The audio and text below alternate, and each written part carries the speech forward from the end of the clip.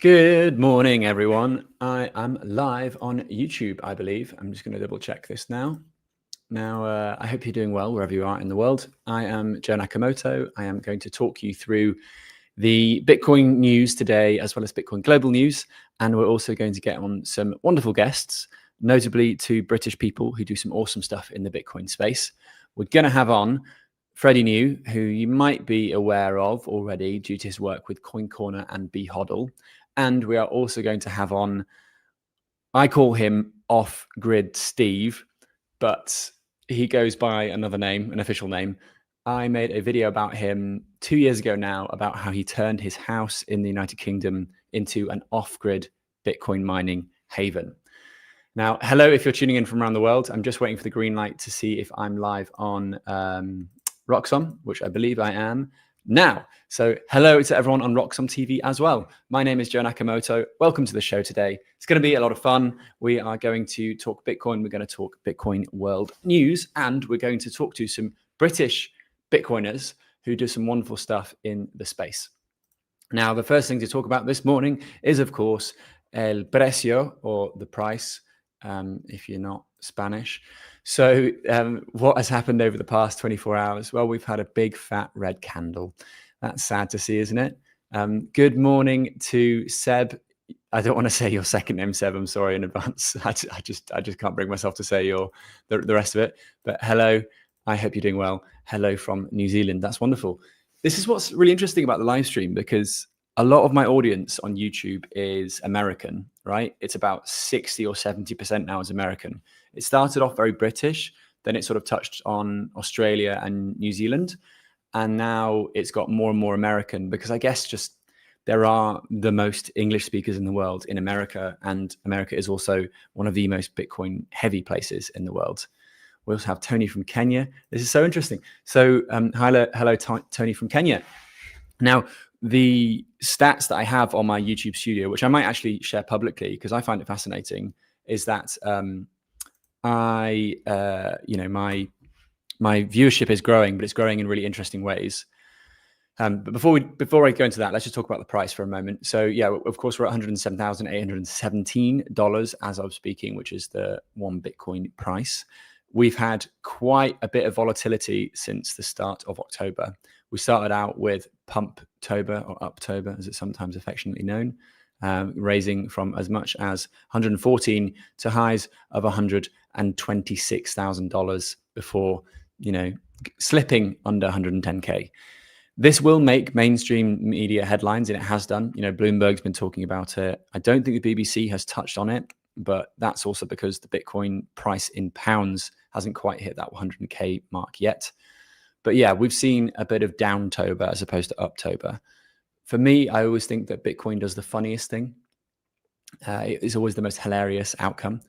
And we have Uptober's most hilarious outcome, which is Bitcoin sliding down lower. Which, yeah, come on, that is a funny result, right? Because everyone thinks it's going to go up, and instead we just, slowly slide into lower lows, which is great to see. But for us as Bitcoiners and Bitcoin advocates and believers, it just means there are more cheap sats on the menu. So I hope that this isn't financial advice, of course, but I hope that people are finding ways to accumulate more Bitcoin. Hello to Jesse. Jesse came on yesterday. Good morning, sir. I hope the weather's nice in South Africa this morning. And let's show that on the screen. And hello to Stefan from Sweden. That's nice. I bet it's wet in Sweden today. It's very wet in Portugal where I am. Okay, so the plan for today's show, to bring you up to speed, I want to bring to the fore a couple of tweets that caught my eye, notably regarding the Amazon Web Servers outage yesterday. I also want to talk a little bit about Bitcoin as money, of course. That's my raison d'etre.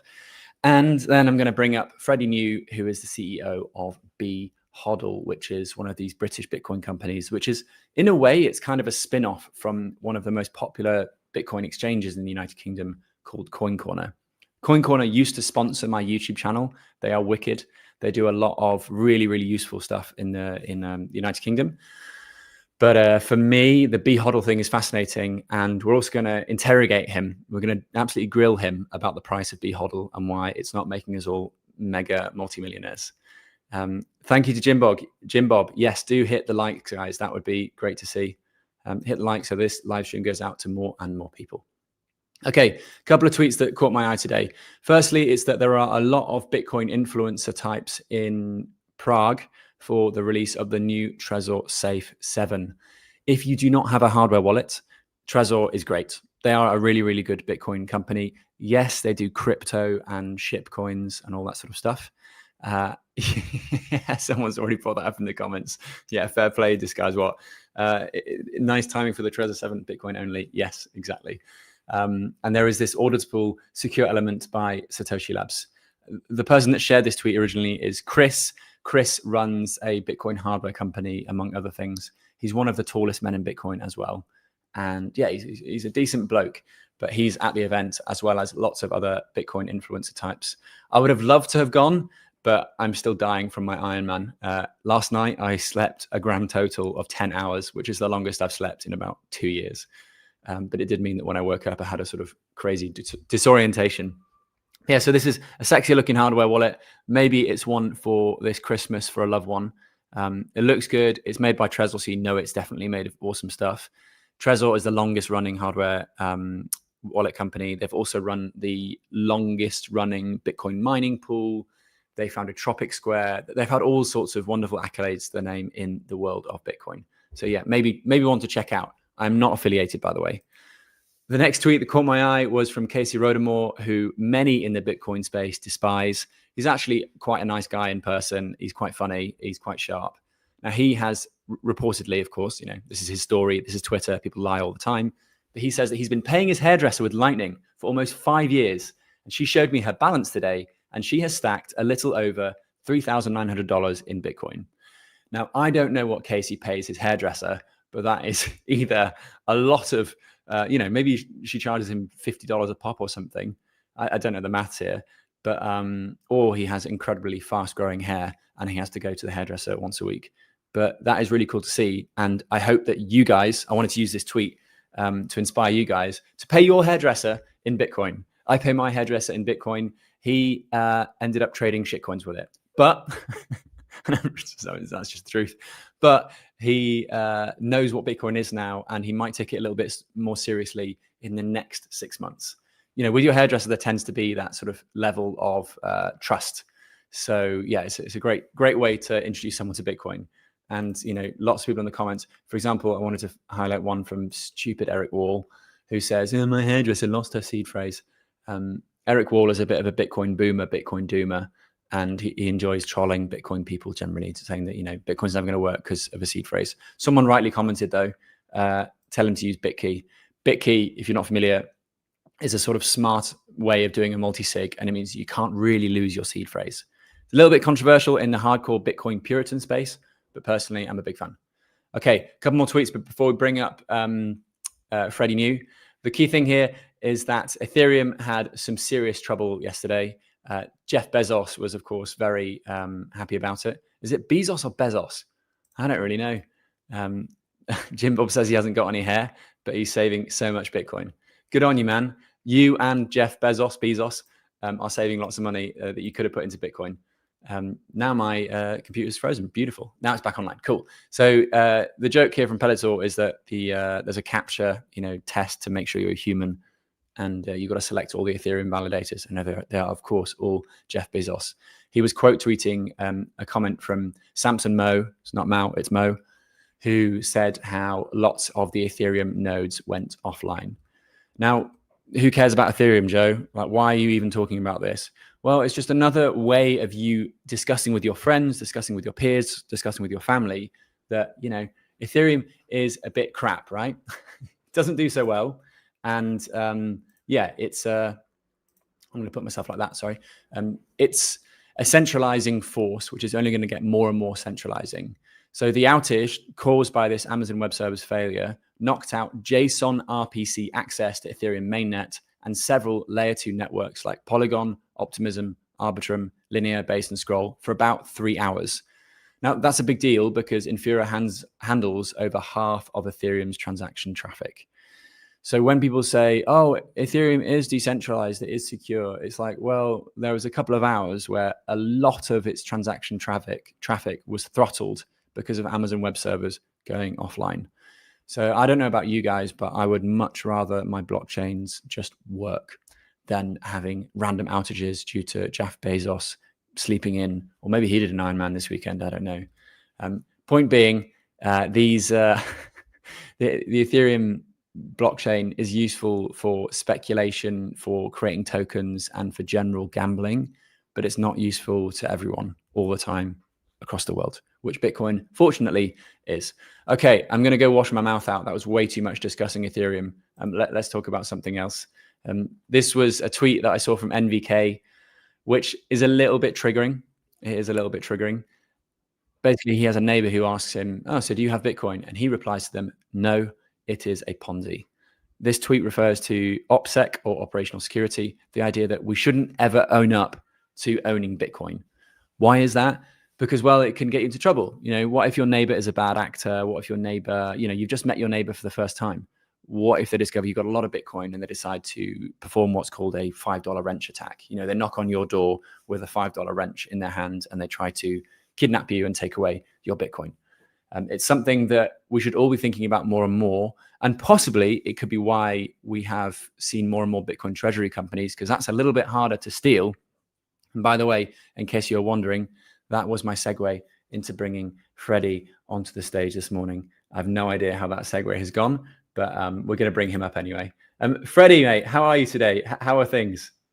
Hey, very good, thank you. Nice to see you. How are you? I am dead.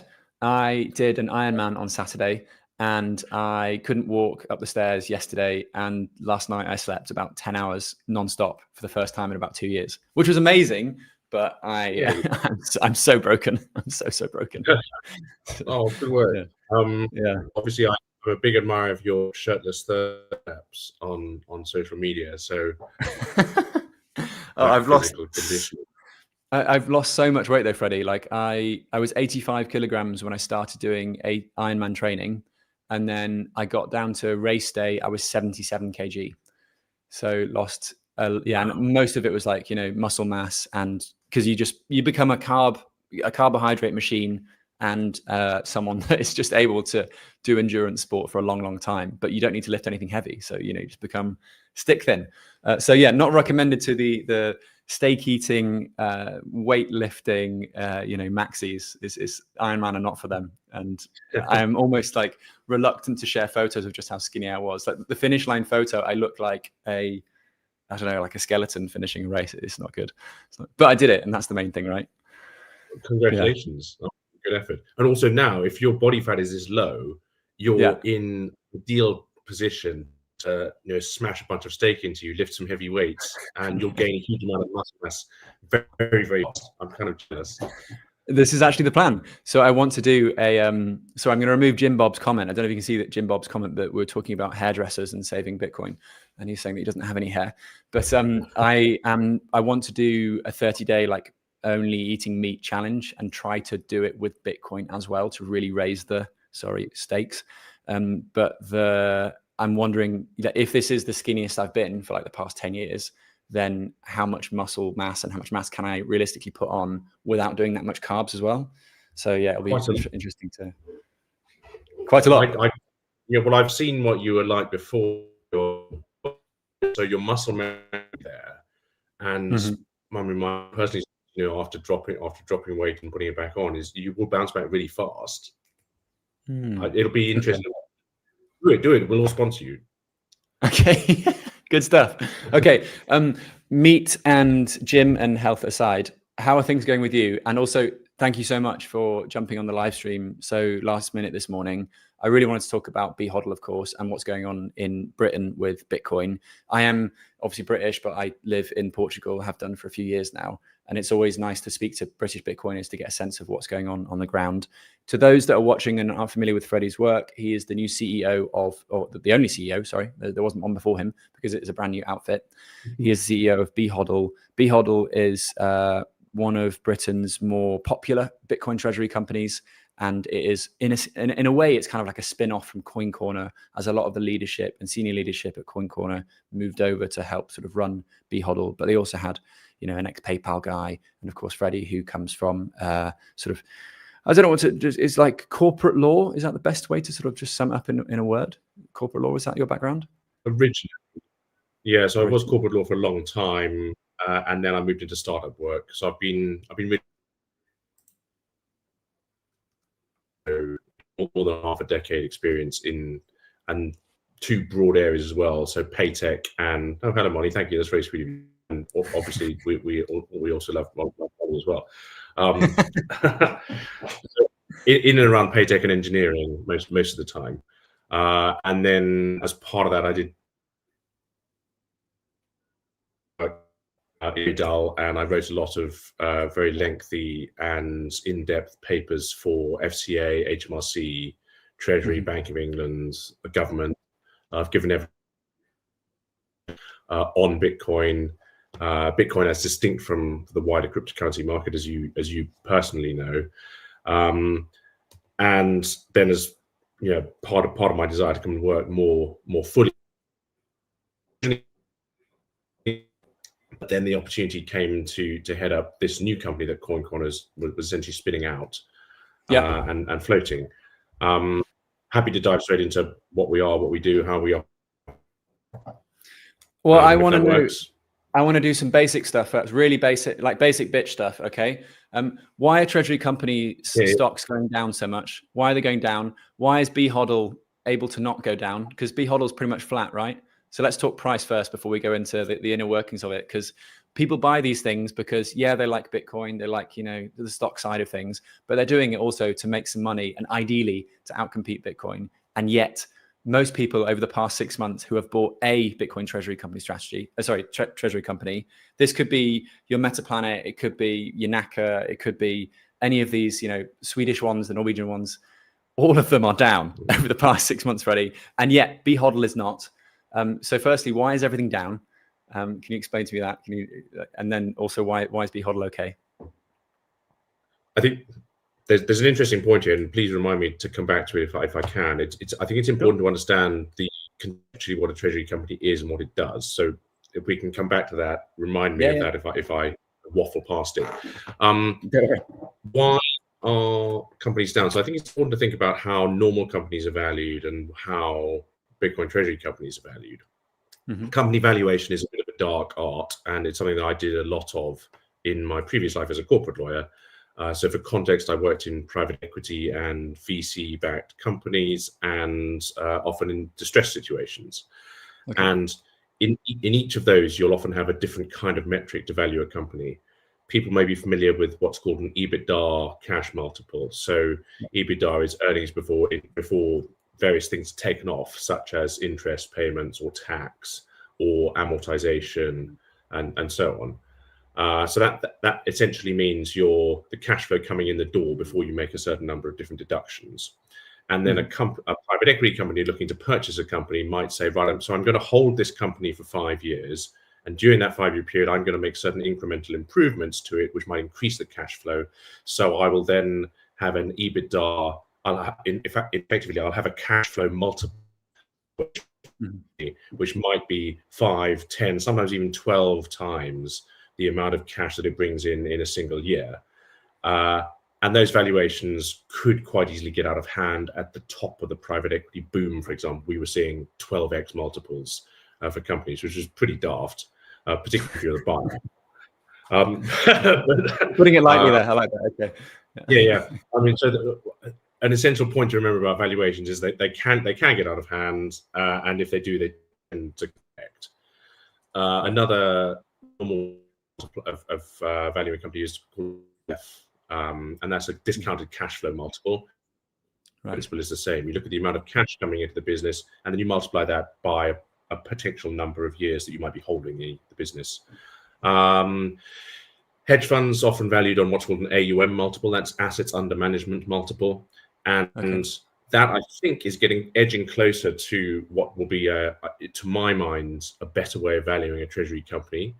An AUM multiple looks at the assets you have under management and how much cash flow they generate, how much income they throw off, and then you multiply that again by a number of years. So treasury companies, as you'll know, and most of your listeners will know, have been slavishly valued by the MNAV, the MNAV calculation. Basically, it's a premium that you would pay for the shares over the value of the assets which the company holds. So using round numbers, let's say you hold 100 Bitcoin. On an MNAV of 1, the value of your company's shares would effectively be the value of your holdings. That assumes, of course, there's no additional value in the company over and above the assets held. And so I think it's, as a mental model, it can be useful to think about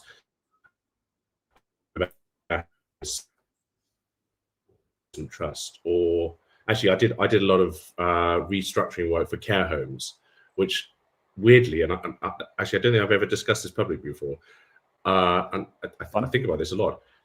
I'm such a boring person. No, don't worry. Freddie, like, if it makes you feel any better, I lived in a care home for 6 months just before I left London as part of, so you might have been restructuring where I lived due to, do you know guardianship, like guardian, the guardian stuff? I can't remember what you actually call it, but basically you get really cheap rent living in London because you live in properties that are sort of in limbo. They're going to be turned into something else, but they're not quite ready to do it there. There's some law in place. I don't know what it is. But basically, I was offered an old pub or a care home, and I lived in this care home in Camberwell for 6 months, and it was awesome because I could get from the entrance hall of the care home to my room without touching the ground like Spider-Man, because there were so many handrails everywhere. So that's like one of the things we do when we come back from a night out. It's like the floor is lava, but do it across an entire care home. It was a lot of fun. But yes, you might have restructured where I lived, and it was back then. It was £400 a month rent. This was 2018. So this was absurdly cheap London rent. And I had a decent room that was en suite, and the kitchen was ginormous because it was the old care home kitchens. So like huge, there was like 12 stoves. It was amazing. So yeah, you might I was doing care home restructurings in 15, 16, 17, 18. So I'm going to share. I've got two. This isn't quite a care home, but this is McCarthy and Tombstone from. They used to build housing for residential people who could still look after themselves. That was 557 million restructuring. That all went tits up. Anyway, so the reason I bring them up is because if you're a real estate holding business, then one fairly noddy way of valuing your business is to look at what's the underlying value of each of the plots of land or the houses that you hold. Okay. And in restructuring context, that might have happened if the business is collapsing and you're looking at the breakup value of the company. It's simple valuation of how much is each of these houses hold, how much is the value of each of these plots of land. Okay. That's a very, very simple valuation, and that's the reason I bring that up is because that is the analogy to an MNAV of 1 valuation. So the MNAV of 1 valuation might be looking at essentially a breakup value. What is the value of the assets held by the company? But of course, the interesting thing about companies is that they create value in all kinds of other ways over and above the holding of their assets. They provide products and services that people want, and people pay for those, and then that payment, whatever form it takes, creates cash flow into the business, and then that enables some of the more traditional value. And please stop me if I'm gabbling. No, I'm following. I hope people in the comments are following as well. But I'm following. Yeah. So yeah, MNAV 1 is just the literal value of what they hold, but then over and above that is because they might offer something supplementary. And you're going to relate this to care homes some way in a second. Yeah. Well, and the income for care homes is the rent paid by the residents, and so that it's a relatively simple business model. There are outgoings and costs for looking after the residents. They pay for their accommodation and care.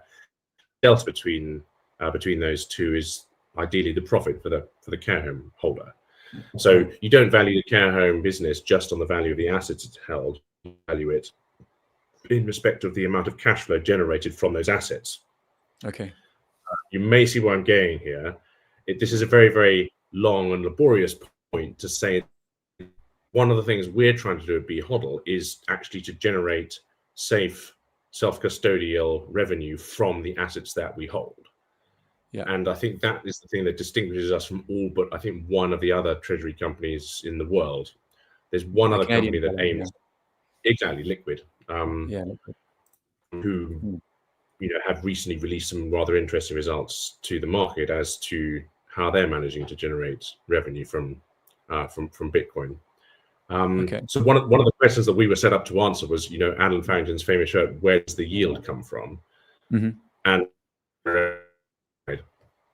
I will shut up in a second, but I think the rather laborious point there was that obviously a treasury company, yes, holds what we believe to be the unquestionable asset, the gold of the future, the store of value, with an unrivaled compound annual growth rate in and of itself. Looking ahead to the long-term life of a company, companies need to generate cash flow in order to survive and in order to perhaps to move into a more traditional valuation metric. And we believe that our model shows that we've done that, and we will be able to generate revenue from the holding of our Bitcoin. Nice. Yeah. I mean, this is the cut above, but does that explain why BHODL's price is fine and every other treasury company is going down? Is this how we're answering the question? You guys can do something with the Bitcoin that you hold in the form of Lightning and making a bit of yield on it, whereas everyone else is missing this trick. Is that what we're saying? I'd like to say yes, but I need to be honest and truthful and say, markets are often sentiment driven, and say it's because the market has listened to what we've said and what we're trying to do. Okay. Yeah. When I'm sorry, I'm not sure if my internet connection is a bit dodgy or if it's just the live stream, but I apologize to anyone watching if we're a little bit jerky. It's not intentional at all. But when it comes to the actual Lightning stats, I know that BHODL was going to release something soon. Is there anything you can speak of today about what you've discovered in terms of generating this yield with Lightning? I need to be careful because obviously we listed, we can't put results out much as I'd like to release them to you. And again, for context for the market, when we launched, we said that we were immediately going to start work on optimizing our node for routing. We have a number of different potential strategies for generating revenues, some of which I can't talk about, some of which I can. Okay. And we also felt that we needed to have a sensible period of time between our IPO and between our first results in order to give good data to the market. One of the weird things about your returns from a node that's optimized for routing is you can have a fantastic day on day one and then 2 terrible days on days 2 and 3. So if you then release a 3-day peak data, it would be enormously skewed by both the upside and the downside. Right, so we took a relatively conservative view that we wanted at least a full month's worth of data between when we began optimizing for routing and between when we released results. Nice. What I can say is that we are live, we are routing, we do have some results, and in terms of what they are, I think our publicly disclosed information in the admission document, upper end of what's achievable is about what we've seen in the market, about 9%, and the lower end is sort of about 1%. So that's sort of the range of return that you might see. And again, I'm having to be very careful not to give out material non-public information here. Yeah. Can you speak to the nodes which have been like? Is it the Wallet of Satoshi one? Is it the async one? The Phoenix one? Is it sort of a lot of bouncing between the big nodes, or is this a lot of? I mean, like yesterday, Plan B Lugano released this video of Adam Back. It was actually from last year, but it always makes me laugh because it's Adam Back paying for stuff in Lugano, like a coffee and an Aperol spritz, this kind of stuff, and he's paying with Wallet of Satoshi. The guy that's listed on the Bitcoin white paper is paying with what was previously a very custodial Lightning wallet. There is now a self-custody option within Wallet of Satoshi. Well, some people are quite Puritan about it and say that it's not strictly self-custody, which is technically correct, but it's a step forward towards self-custody, right? But yet you've got Adam Back using this custodial Lightning wallet. So are you seeing a lot of activity between these sort of big custodial sort of Lightning giants, and it's not a lot of the little stuff? Is that what the node is sort of typically doing? I'm just trying to ask stuff that I think you would be able to comment on right now and not put you in any trouble, basically. Yes, so I think that's a good example, and actually I might weirdly use bless you. I might use the Binance node as an example. So one advantage that exchanges have is that they can position their nodes as effectively the gatekeeper between the on and off ramp. So I think Binance is the preferred route for all Lightning transfers off the platform and also into the platform. So that node is not being capitalized, but it has a huge amount of traffic. And as you all know, the great thing about and exhaust the Bitcoin that's in it, you simply pass effectively the IOUs between each other. So you can use the amount of Bitcoin that's in there again and again and again to generate effectively a flywheel of revenue within that node. As long as you work carefully to ensure that it's always rebalanced and you have sufficient outbound and inbound liquidity, which is part of the reason that this is a hard to do and why we have good engineers at BHODL doing it. So yes, the wallet node is, in fact, my little node used to be connected to that one as well. I run a little Lightning node from my my Albigo wallet. I do Albi as well. Do you? Cool. Oh, it's good. Yeah. Well, not currently. It's currently sat in the corner unplugged because I've moved into a new office recently. But I'm getting the email. I'm getting the email every day saying, "Hello, we are having trouble finding your node." And I'm like, "Yeah, it's because it's just not plugged in over there." Yeah, I know. moved into a new place recently and I haven't got around to it. Yeah. So to answer your question, yeah. So part of the strategy is positioning your node strategically within the network, perhaps to an underserved route, or perhaps in proximity to a network participant that you know is going to be making a lot of different transfers. And that's part of the game in maximizing the amount of flow through your node and therefore the amount of revenue you can generate. Right, gotcha. I mean, I just wanted to bring up a comment from Punilis, not how to pronounce your name, I'm very sorry. But they say, I discovered Lightning last week and I am mind blown. Right now, I'm stacking around $1 worth of sats daily and it feels nice. I bet it does feel nice. It's but this is one of the things that I find is so fascinating about the Bitcoin space generally is that, when you first get sort of proverbially orange pilled or introduced to Bitcoin, this Lightning thing almost sounds like another cryptocurrency in its entirety. And I will get comments that for me, when I publish a video, it will be seen by sort of like subscribers and then sort of the wider net of subscribers or potential subscribers. And this is when I get like really interesting comments, insightful comments, and sort of people that know what they're talking about will comment stuff about Bitcoin. And they'll be like, oh, that's so interesting that at minute, 133, someone paid 12 sats for the, a $12 thing. That's a 0.01%, fee over the Lightning Network. Maybe they could have paid it on chain instead. Sort of like slightly geeky, but like really insightful comments. And then once it gets outside of that net, I start to get the YouTube algorithm will show this video to people that think Bitcoin is a scam, or they think that, Zcash is the future, or they think that, Bitcoin burns the oceans. And that's when people will be like, this Lightning thing sounds like a Ponzi, or Lightning doesn't scale, or I've never heard about Lightning before. I thought that Bitcoin confirmed every 10 minutes and, how are they paying instantly? And so it makes me realize that within our little bubble of like Bitcoin and Lightning sort of maxis, let's call it, we are, we understand this thing, but there's a whole long tail of people that just think that Bitcoin is this 10-minute transaction time, super slow, doesn't scale up. And that's why we have the crypto thing. So I guess I'm rambling here to sort of formulate a question. And that is kind of along the lines of, when are we going to just see this sort of, not disintermediation, but an understanding that, okay, Lightning is an integral part of Bitcoin. And are we just going to stop saying Lightning in 5 or 10 years? And you're just going to have your Bitcoin yield management strategy, which obviously we know in the background is Lightning. Or are we just going to have to educate everyone that there is Bitcoin, there is Lightning, there will be other layers? Like, how is this whole thing going to play out, do you think? I tend to look at the existing financial system for a guide as to where we're going to go eventually. For example, if you talk to the person in the street, they're not going to know what a derivative is. They're not going to know what a collateral debt obligation is. They're not going to know what a leveraged buyout is. And they probably don't need to.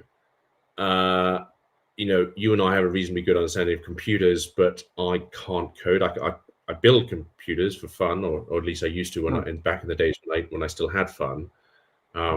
Those are far in my past now.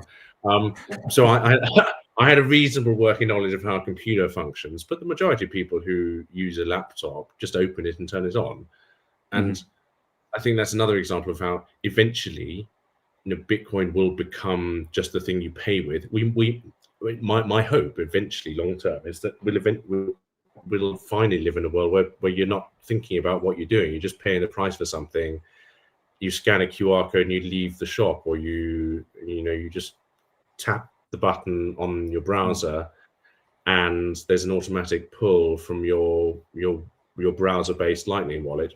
You don't know how the payment is made. You don't need to know. So part of what we're trying to do is make Bitcoin boring and ensure that neither of us eventually have jobs.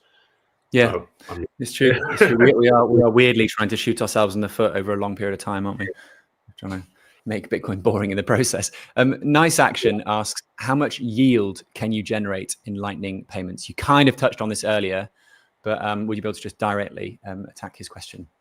Yes, of course. So the current data out of the market suggests a range between 1 and 9 or so %.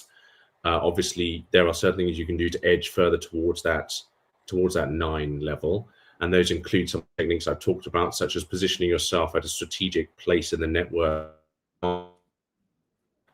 between large participants that need to make a large number of payments that are underserved, or perhaps as effectively the gating node to an exchange that.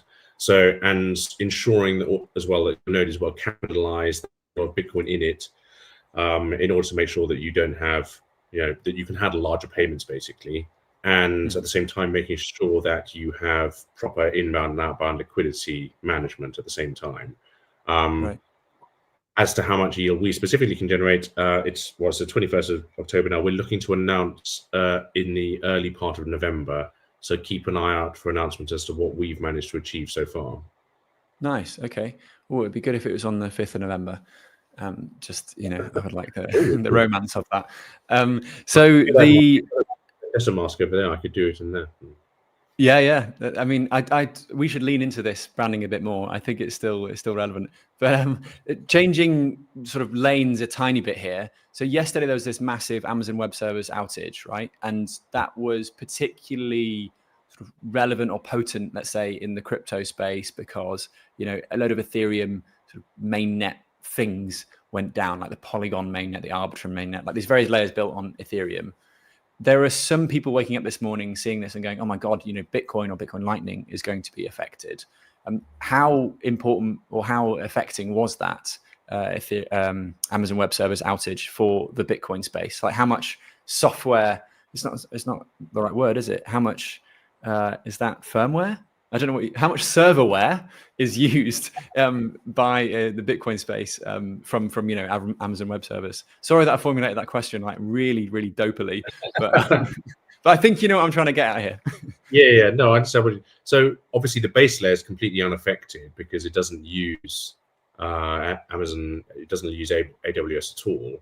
And by the base layer, I'm referring to the chain of transactions in effectively the server. So my node, I run 2 nodes at home. Both of those were unaffected. As far as I'm aware, no miners were affected either. So in other words, the process of broadcasting transactions to the network, those transactions being collected in the mempool by miners, the miners competing to find blocks being added to the time chain, that the basic process of the functionality of the Bitcoin network was completely unaffected. And in fact, in that respect, I did actually make a test transaction myself yesterday just to be sure, and it confirmed the normal amount of time that you'd expect. All seemed to be working fine. Great, because I enjoy dunking on people who use AWS. And it's nice to check first that you were unaffected. Otherwise, whenever you correct someone's grammar on social media, there's a rule, isn't there, that you will always yourself make a grammatical error when you're correcting the person. Do you just split your infinitive when correcting me? Yeah. Yes. I can imagine it happening. Yeah. Okay, because ultimately there is no direct dependency, right, on Amazon Web Services in the Bitcoin space, whereas in the crypto space, a lot of it is sort of outsourced to Jeff Jeff Bezos, our best friend. Exactly. So if you are running something in the cloud, and of course, people need to remember the cloud isn't up there. The cloud is someone else's. When you say the cloud, you're talking about someone else's computer. So if you are running something on someone else's computer, I don't know actually Voltage who provide cloud-based nodes. Do they run on AWS? I don't know the answer to that, but it might be worth checking. I'd check their Twitter feed and see if they had a. Sorry, guys, a little bit of an outage yesterday. Yeah, that's the only one I can think of. Obviously, some exchanges were inaccessible. I think Coinbase may have been inaccessible. Apologies. Yeah, they were. Base wasn't working, and Coinbase is like Base's layer. It's their layer 2 or something. I know there was some outage with that because it uses AWS. Right.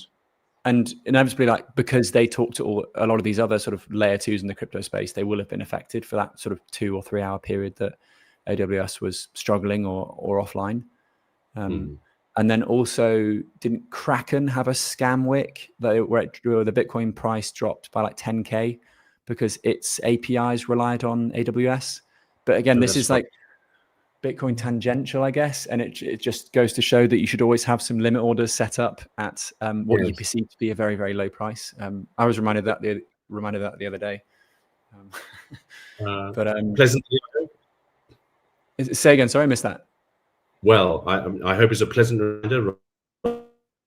Yeah, no, it was. I got paid in something in USDT because they didn't have any Bitcoin to pay me in. And so I did that thing which I haven't done for a long time, which was set up limit orders on an exchange. And I put them far too conservative. And then during the last week or 2 weeks ago crash where there was like that really serious volatility, I was like, oh yeah, I forget this is Bitcoin. Bitcoin doesn't just slowly trend up. There are occasional like really fun days where, you know, things go mad. My stream just disappeared.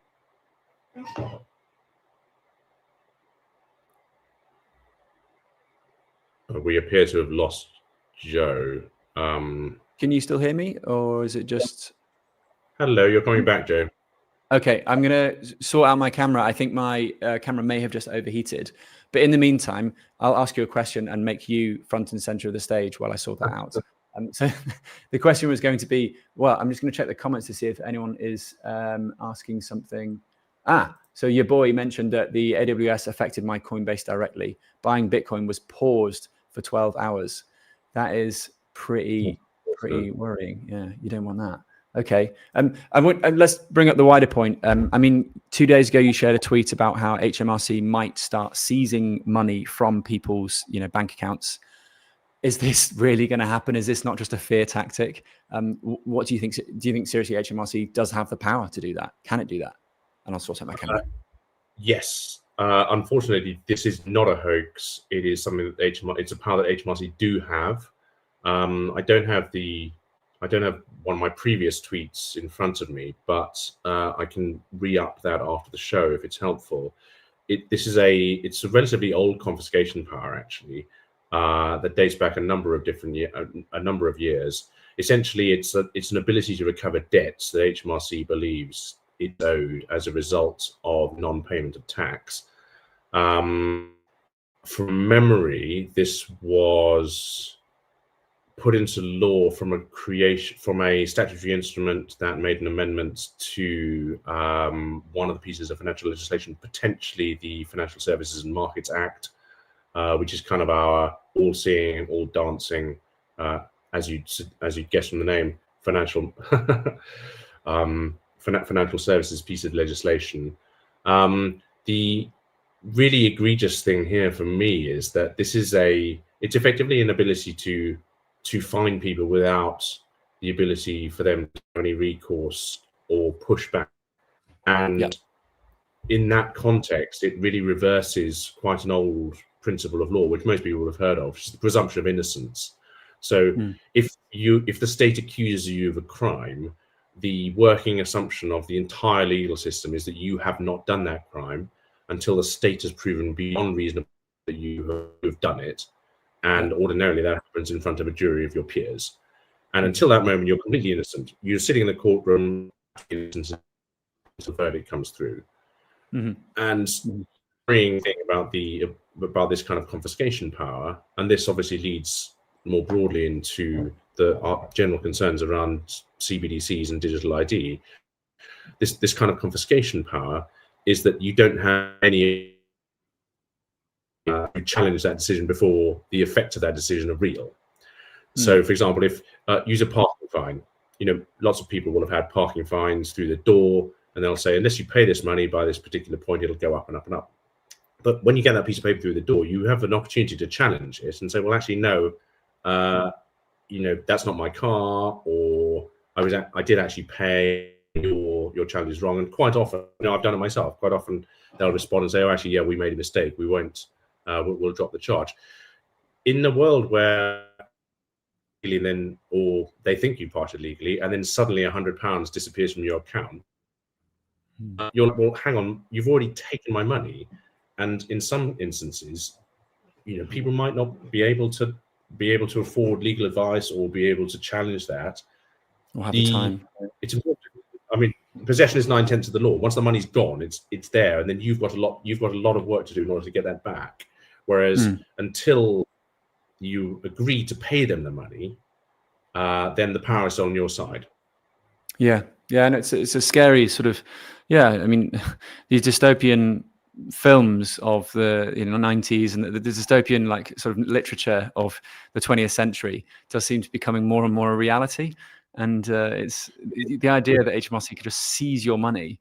It's a terrifying headline, and yet a lot of people will just be like, well, I suppose that's just how it's going to be now. And it's like, no, this is not how it's supposed to be. This is another sort of systems failure that's going to affect a lot of, I don't even want to use the word innocent, because it assumes that there's some sort of like horrible criminal act at play here. Just regular people. Because, like you say, like parking fines, sometimes, there is an emergency. Sometimes more often than not, it's a parking meter that's faulty, or a system that's in place that doesn't quite work properly, which ends up, or the classic thing. I mean, I spent the weekend a lot of time with my mum, who's now in her 60s.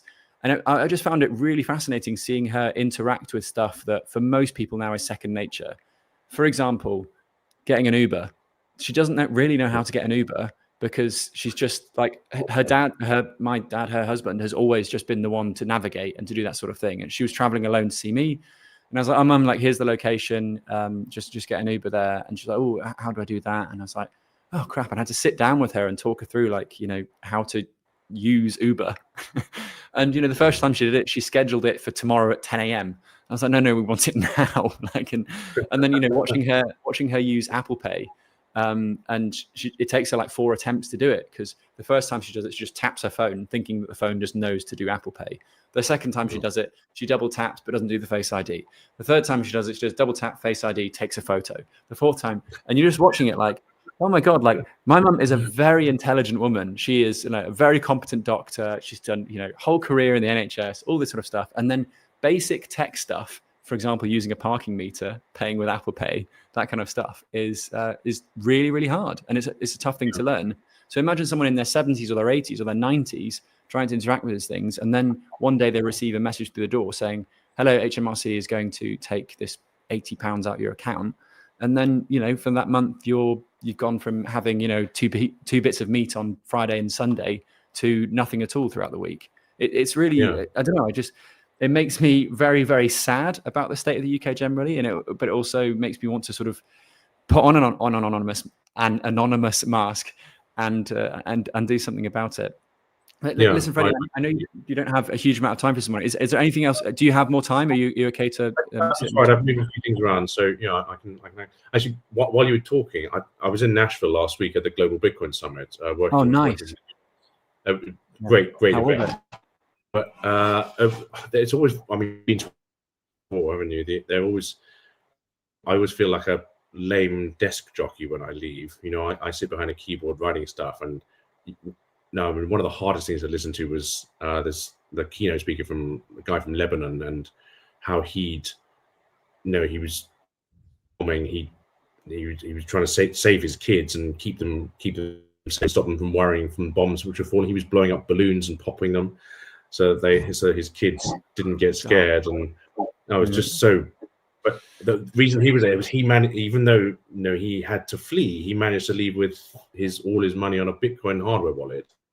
And the fines directly from bank accounts. We had a number of Iranian activists there, and one of the stories that really came out was that a lot of women were walking around without the hijab on, without face coverings, and the Iranian regime has been using Chinese-bought facial recognition cameras to automatically fine these women from their bank accounts, or to the extent they had access to finance. But they were still, Bitcoin donations were still capable of being made to them. And the regime was apparently very perplexed as to how these women were still able to keep defying the regime and keep doing what they were doing. Amazing. Despite the continual automatic deduction from their finances. Yeah. Was that Roy Mahbub by any chance? Roy and Massey, you may have come across her. She's and two Iranian women were there as well. Roy was on stage as well speaking. Yeah. But yeah, the thing is, this isn't an exaggeration. It's already, they already have the technology in place to do it, and they are beginning to do it in terms of what they call unpaid tax bills. But again, the key thing there is that not every unpaid tax bill is correct. And the key issue is, firstly, they shouldn't be able to take money out of your bank account because that money is yours until they've proven that it's not. And secondly, if they simply also money in your bank account, you're automatically on the back foot. You are then trying to get that money back out of an enormous government machine, and very clear where the power lies in that, and it's not with you. Yeah. I mean, the HRF generally, I know that I was supposed to go to the Nashville Summit this year and last year, and I couldn't make it for various reasons.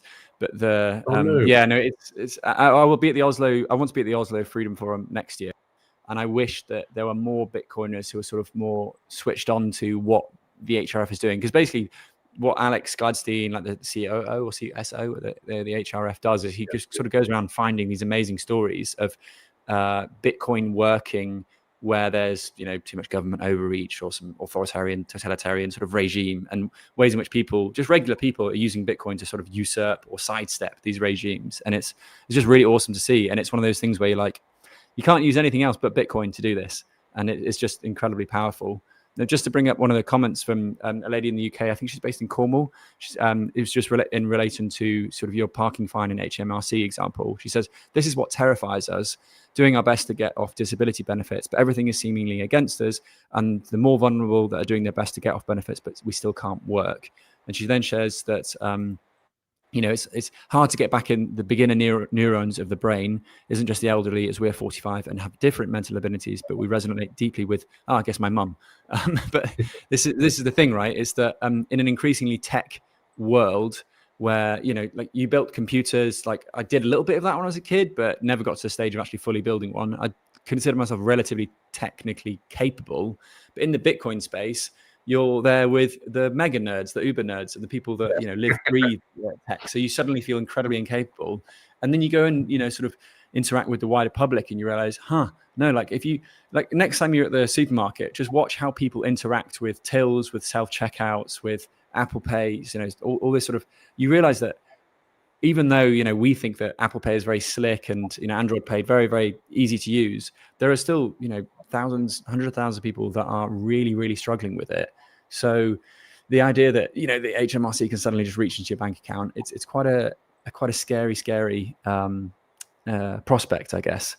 But okay, so a final sort of Bitcoin related question about the UK. There's a lot of big sort of Bitcoin activity in the UK in the coming months. There's a conference in Derby, I think it is, the Competitive Advantage it's called. There's Bitfest in Manchester, and Liz Truss is being more and more vocal. To the platforms that will have her on, she's being more and more vocal about sort of Bitcoin and hard money and those kind of things. Peter McCormack is making waves with his podcast. You are making waves with B Hodl, and B Hodl has had some media coverage. And on top of that, Smarter Web did an incredible mega pump at the start of the year, and it's sort of still going strong. So there is clearly some Bitcoin interest in the UK, and it is, toddling along, let's say, not in the same way that the US or Canada has sort of Bitcoin activity, but there are some sort of spots of optimism and light, and it's a good thing to see, particularly as someone that's not based in the UK but looks in and thinks, okay, the state of the UK is getting worse. However, there is this tremendous optimism from the Bitcoin space, and that's wonderful to see. What do you think are like the key ingredients that the UK is missing right now in order for it to be a bit more serious as like a Bitcoin nation, as a place where Bitcoin as money could really implant itself? Probably two things come to mind immediately. On your last point, Bitcoin is money.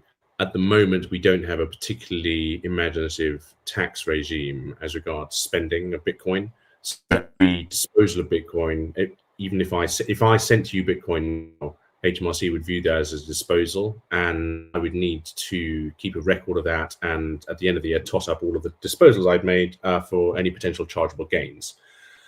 So that's a big drag on the adoption of Bitcoin purely as money in the UK. Other regimes are looking at this, and the theory here is twofold. One is that, and this is where the Labour government sits, we should tax absolutely everything that moves as much as we can. The other alternative theory is that a higher velocity of money in the system is actually better for the economy than taxing everything to death. And by velocity of money, I mean the ability of you to spend money freely and easily and quickly. Because, and it's a fairly obvious point, the more money is spent in the system, the more businesses there are, the more merchants, the more, if the more consumption happens, and also the more investment.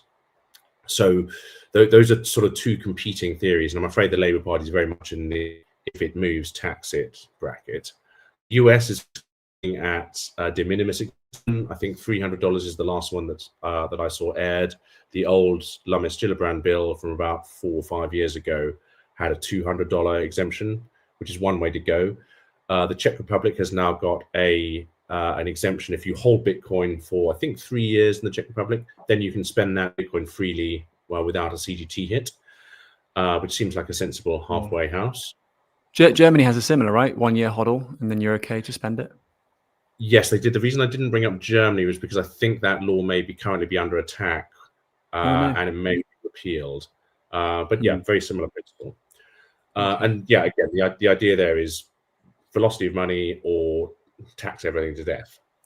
So that's probably one point. The second real change I'd like to see is more Bitcoin focused people in bodies like the FCA.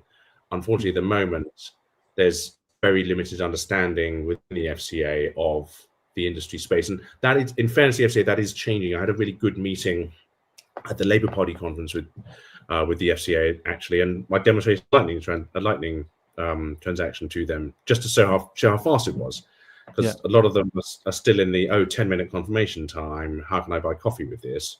So I grabbed my Bolt card and then did an NFC transfer directly to my phone, pounds into my wallet of Satoshi. Like Adam Beck, I also have a wallet of Satoshi on my phone, just for demo purposes. No, it works, right? Yeah. So there are slow changes. That the last time I was in Parliament, had a really good meeting with I suppose the kernel of the newly formed all-party parliamentary group there, and the key we were trying to get across there was there are a few easy wins the UK could achieve. One of them actually has got over the line this week. So at the time, we recommended FCA drop its ban against ETNs and ETFs. They've just re-enabled ETN access for retail. So that's been a long time coming. That's something we've been pushing for a long time at BP UK.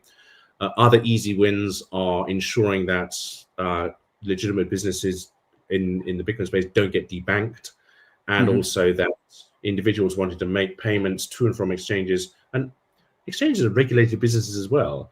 If I'm making a transfer of currency to another business that's regulated by the FCA, my bank shouldn't be able to stop that happening. I mean, it shouldn't be able to stop it happening anyway. But the idea that you sell at banks like Chase, owned by JP Morgan, Jamie Dimon, the famous friend of Bitcoin, the idea that you have banks like Chase refusing to honor payment to another regulated business is completely absurd. And if the government that would be very helpful, I think. Yeah, I'm not a fan of big government, but there are certain things that governments can do which can help industry and help individuals at the same time, and that, I believe, is one of them. And then finally, the key thing that we've been pushing for a long time is some regulatory understanding that Bitcoin is different from an NFT, it's different from stable coins, it's different from a meme coin. And the analogy we use there is a company one. Our current regulation operates on a sort of same risk, same regulation principle. So if something new comes along, you look at comparable examples of risk, and then you try to apply existing regulation to the new thing. And in company terms, our regulation already distinguishes between, a blue chip listed company, smaller cap companies, new companies that maybe you set up just to manage your own affairs in a small business at home. Okay. Some can be offered to the public, some of them can't. At the moment, all crypto, including Bitcoin, is put into one bucket and treated exactly the same as all equally worthless and equally dangerous. And so if I'm able to push that over the line before I give up and run for the hills, I'll be happy. Right. Yeah. Okay. So to sum it up, it's kind of tax it a bit less or tax it a bit more intelligently when it comes to Bitcoin. To an extent, get out the way of it. And the third thing is Bitcoin is obviously not a company. I imagine people watching the live stream know that quite clearly. But yeah, crypto is typically, it's a company structure, whereas Bitcoin is, categorically not. And the final point, which you missed off, but I know you were thinking it was buy, be, hodl. I'm kidding. Not financial. I'm kidding. Not financial advice. Yeah. Okay. I'm really conscious of your time, Freddie. Are you sure you're okay? And 11:20 UK GMT now. I can go for another 10 minutes. I need to drop at 11:30 GMT. Gotcha. Okay. In which case, please can you answer this question from Steve, aka Nice Action, who says, has there been any uptake of ETN in the UK since they went live? Oh, this is a good question. I'm afraid I don't have the data to this. I can hazard a guess, though, which is that it will be relatively low. And the reason I say this is that I know Hargreaves Lansdown, for example, who are the most popular retail platform in the UK, have been explicitly recommending to their customers not to buy these products, which is pretty outrageous when you think about it. Hargreaves are supposed to be a platform that offers things for sale and just stays out of the way. And the fact that they're coming out and saying that you shouldn't buy products which give you exposure to the Bitcoin price is pretty strange at the same time. They should be a neutral platform. And the FCA, actually quite funny reading their public announcement on this. It was clearly said between gritted teeth. The guy didn't want to be lifting the ban at all. And he had to get in the thing that these are completely unregulated, and you stand a high chance of losing all your money. Right. Okay. God, that's incredible. It's like walking into a shop and the shop assistant or the clerk saying, "Oh no, you don't want to buy that one. No, you don't want to. Go next door. Go next door. There you'll be much better off." Like, what are you talking about? Yes, like, this is. You've walked into the shop. You are a potential customer. Let's treat you nicely and let's help you on the way to a purchase because this is a business, right? I just don't understand the mental and moral almost gymnastics that has to go on in one's head in order for them to be like, yep, we've got a potential buyer here, but we should probably discourage them from buying anything related to that, that Bitcoin thing. It's just mad. It's just mad. Nice Action follows it up by saying we need to get out of our own way. Well, I mean, that's completely right. I 100% agree with that comment. And honestly, if Nice Action wants to run for office, I would definitely vote for him or her. I think we need to get out of our own way. It's probably the single biggest recommendation I could make to government and regulators. Yeah. There are, like you said earlier, there are an awful lot of hard-working, dedicated Bitcoin in the country. There are a lot of Bitcoin companies. There's a lot of energy in the space, which is currently being hampered by, the insistence that we tie our own shoelaces together. It's incredibly frustrating, and it makes you want to be American rather than British. Well, a lot of Americans want to be British, so there's that as well. Yeah. where I live in Portugal, there is still streams and streams of Americans coming in, typically Democrat voting Americans who are just, the anti-Trump crowd, right? But in the Bitcoin Twitter sphere, in Bitcoin conferences, it's all very pro MAGA. And we forget that there were still half of the country did vote for Democrats, right? And a lot of them are thinking, well, I don't have a voice anymore in the US. So they're coming to places like Europe and Portugal in particular. So yeah, I think we are also to an extent skewed by the content that we consume. And I, for one, I thought that the entirety of America was pro Bitcoin, but no, they've still got their own challenges. And it's a lot of the Republican camp of America is very much pro Bitcoin, but the Democrat camp, there are some Bitcoin Democrats, of course, but there are some obviously very anti it, and there are some that are pro Bitcoin, anti Trump, still Democrats. So it gives you something to talk about, right? And it gives you something to run against, which is ultimately what's great for a live stream. So I'm grateful for it. I mean, it is a bit of a shame. I kind of feel, and again, we see this in the UK, where Reform and the Conservatives are much more pro Bitcoin than the Labour Party ever would or could be. And that's one of the reasons of what we try and do with BP UK is to make clear that actually, Bitcoin is useful for a lot of the causes that the Labour Party or the Democrats would espouse as well. Things like financial fairness and the incredible environmental benefits that can come from a thoughtful deployment of Bitcoin mining in the right way and in the right locations, supporting a sustainable and renewable grid, ensuring that access to finance, freedom fighters and humanitarians can keep doing their work even in the most extreme scenarios.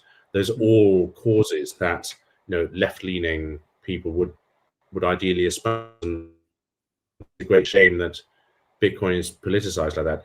And again, using a computer analogy, TCP/IP is not political. We can all use the same protocol. We all use HTTP. You and I are using it right now in order to communicate. If we email later, we'll both use SMTP in order to email. And again, returning to an earlier point, at some point we will no longer think about what it is that we're doing. We'll simply be transacting using money, and the fact that money is Bitcoin will be neither here nor there. Yeah.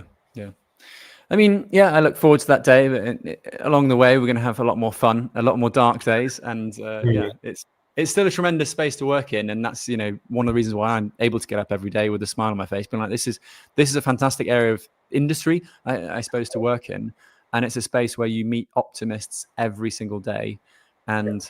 I was with a friend yesterday who spent the past 7 years working around the Caribbean. He did French Guiana, he did Guatemala, he did not Guatemala, what's it called? Martinique and Guadeloupe. For some reason, Martinique and Guadeloupe, when I add them up in my head, it becomes Guatemala. But yeah, he was, and he said that he's come back to Europe to find work here. He's sort of a bit burnt out of working in developing countries, and he couldn't understand why Europeans were so downtrodden, so politicized, and so sort of despondent about the future, when he's just come from countries where they're just great. A lot of people are grateful to have a roof over their head and something to eat and like somewhat of a job to do. Yes, developing countries have a swathe of other problems, but there is this sense of optimism and like we can build a better future. And he came back to Europe and it was like, it's nice to hang out with you, Joe, because you actually think we can build a better future. And I was like, mate, come into this Bitcoin space. It's full of people that realize that, yes, you open up the newspaper, you go online, whatever it is, and it's just constant, like, stuff is getting worse, like the constant enshittification of, our spaces. But yet you speak with Bitcoiners and you realize, yeah, they are incredibly hardworking people like yourself, incredibly sort of diligent and assiduous. And then when it comes to these horrible barriers in front of them, they say, yeah, that's a barrier, but we can also get around it. And we can get around it because we do know that we are on the right side of history using this neutral protocol, and it will lead to a better human future. I mean, that's my rambling take at 11:30 on a Tuesday morning. But it's a great take. It's true, and I very much believe that myself. Obviously, I grew up overseas. I grew up in a developing country, but in Zimbabwe, there's a saying: "It doesn't matter. We'll make a plan." Because you're continually getting hit with things. The road is falling apart, or you can't make a phone call because the copper cable has been stolen overnight. It doesn't matter. We're gonna we'll root round this. And I like to think that sense of optimism is something I still have. I mean, I have to stay optimistic because otherwise I'd be crying in a corner. There's that as well, right? It's like you got two choices each day: cry about it, or like get up and do something. And exactly, we there's do you can. You must be a fan of Gladiator. Yeah, of course. Yeah, of course you are. Of course you are. The wonderful line, Maximus to the Emperor right at the end. Death smiles. I knew a man once who said, "Death smiles at us all. All we can do is smile back." And, that's you're going to go. There's the founder of Coinbase and blockchain.com, who's not very well known in the Bitcoin space because he's sort of retired from it, a guy called Ben Reeves. So I actually went to school with him, and he has a really good, this is a random link, but he has a Gladiator comment for his dad bod, which is because he made a lot of money and sort of retired about it. And was like, right, well, it's time to get absolutely ripped. And there was pictures of him with a dad bod because he just had kids and stuff. And he was like, I will, and the line in Gladiator is like, I will see you again, but not in this life. But what is it? What is it? We'll see you again. Oh, we are free, and I'll see you again, but not yet. Not yet. But not yet, yeah. So it's like pictures of him and his dad bod, and then it's pictures of him at the gym afterwards, being like, going full send. So there might be a Gladiator Bitcoin thing. But yeah, he founded blockchain.com and Coinbase, and there was another big one. And he's just a really interesting guy because he did a load of Bitcoin stuff and then just sort of faded into the background. But yeah, he was bought out by Brian Armstrong for a lot of money, but it could have been a lot more money because this was like 2019 that Coinbase, Brian bought him out. But anyway, that was a random ramble. Silver Fox very kindly says, as a Bitcoiner and a person committed to personal financial sovereignty, I send all my love and support from Australia. You are inspirations. Keep up the good work. So thank you, Silver Fox 50. That's very kind. Nice. I hope the sun is shining in Australia. I'm sure it is, right? Is it crap weather in the UK today, Freddie? The sun is actually out today. It's been terribly bad for the last few days, and but today was sunny, so we're happy. Beautiful. You're winning. It's raining in Portugal, but I'm actually I'm here for it because it hasn't rained for about 6 weeks. Yeah. Good man. Cool. I'm going to let you go because I know that you've got a busy day and you've got a hard stop at 11:30, which we've just passed. I should drop. Just want to say thank you. It's lovely to chat. We haven't seen each other in the flesh for a long time, but hopefully soon. Yes, absolutely. Last time I think was a flying visit to Kenya, I want to say. Yeah. Are you at the ABC? I should be. Okay. All right. I wanted to talk Kenya and that's Mauritius, right? The honeymoon. Mauritius is, the Bitcoin honeymoon in Mauritius. Oh. Well, I'll see you there for honeymoon then, hopefully. Sounds good. Well, if not, I'm just talking to Jordan at the moment. I want to come to Competitive Advantage. Cool. I'm at Bitfest on that Saturday, but I think you guys are all coming across. Yeah. So I may see you at Bitfest then.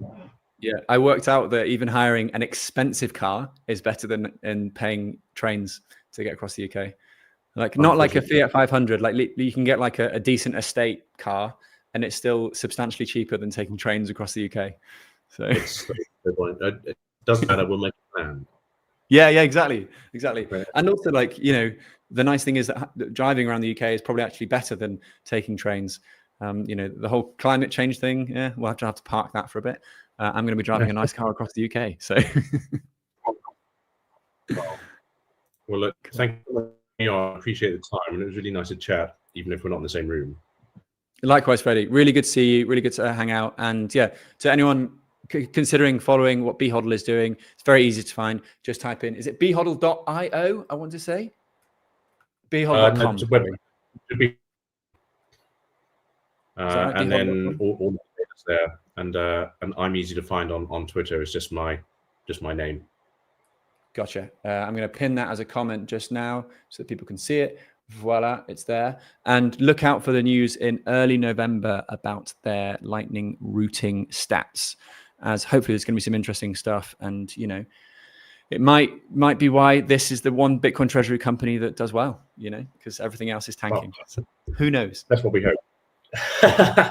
Awesome. Take care, buddy. Have a great rest of your day. Thank you so much, Freddie. Take care. Ciao. Amazing. That was the wonderful Freddie New. Like I say in the comment just there, behodl.com or at Freddie New for to follow his work. Now, I would go into the breakout room to say hello to Freddie. I will just do that now. And in order to do that, I'm going to do what's called I think it's an advert. Can I play an advert here? Apparently I can't. Okay, looks like I can't go and speak to Freddie. Oh, I've got commercial break. Okay, we're going to take a very brief commercial break for about a minute or two. I'm going to say thank you to Freddie, and then we're going to bring up our next guest this morning, who is the famous Off-Grid Steve. Here is your commercial break. The future of capital markets runs on Bitcoin. Introducing Roxum, the first ever exchange where Bitcoiners can trade treasury stocks entirely in BTC. Get exposure to top Bitcoin holding companies like MicroStrategy and Metaplanet, priced in Bitcoin from the start. No fiat, no middlemen. This is what financial freedom looks like. Early access now live at roxum.com/treasuries. Built by Bitcoiners for Bitcoiners.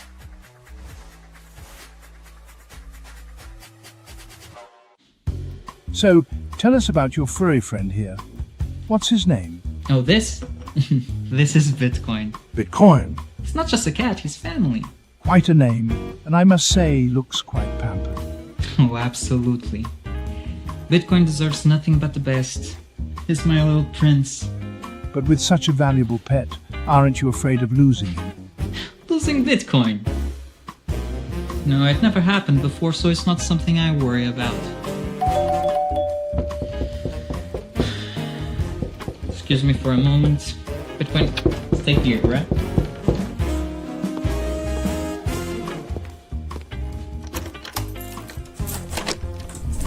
Bitcoin, no!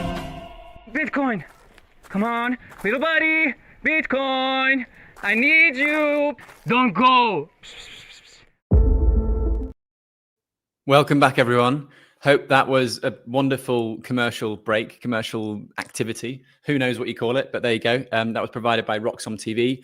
We are, of course, streaming on Roxum TV as well as my YouTube channel, Joe Nakamoto. My camera has unfortunately packed up this morning, but that's okay because we have a wonderful guest who's going to be sharing the stage with me. In order to introduce this guest today, I wanted to show you a small clip of something I made a few years ago now. And it is a wonderful video, in my very biased opinion, about a guy who moved into sleepy suburban Britain to turn his Bitcoin dream into reality.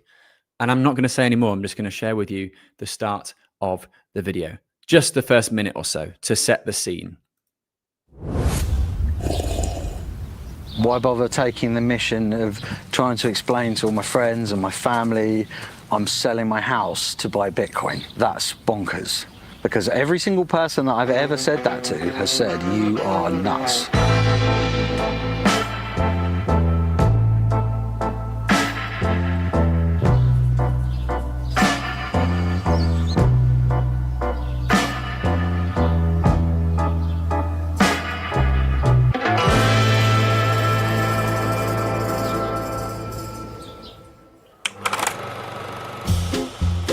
As you can see, we're in the UK, English breakfast, mug of tea, and we're meeting with a guy called Steve who has turned his house into an off-grid Bitcoin house. I've always wanted to make some content about the UK and about how Bitcoin is used here, but I think first we need to eat this, you know?